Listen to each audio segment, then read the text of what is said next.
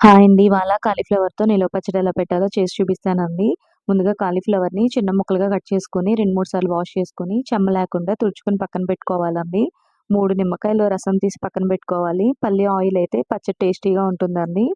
తర్వాత ఒక table spoon మెంతులు, 2 టేబుల్ స్పూన్ ఆవాల్ని వేయించుకోవాలి. ఇవి మిక్సీ పట్టుకొని మెత్తని పౌడర్‌గా పక్కన పెట్టుకోవాలండి. ఆయిల్ హీట్ అయిన తర్వాత కాలీఫ్లవర్ ముక్కల్ని వేయించుకోవాలండి. ఇప్పుడు అదే ఆయిల్‌లో తాలింపు కూడా పెట్టుకొని, తాలింపుని పూర్తిగా చల్లారనివ్వాలండి. మనం కాలీఫ్లవర్ ముక్కలు వేయించి పక్కన పెట్టుకున్న తర్వాత, అందులో ఒక కప్పు కారం, ముప్పావు కప్పు సాల్ట్ వేసుకోవాలండి.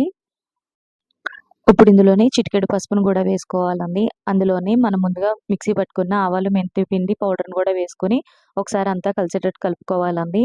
ఇందులోనే మన తాలింపును కూడా వేసుకొని ఒకసారి కలుపుకోవాలండి.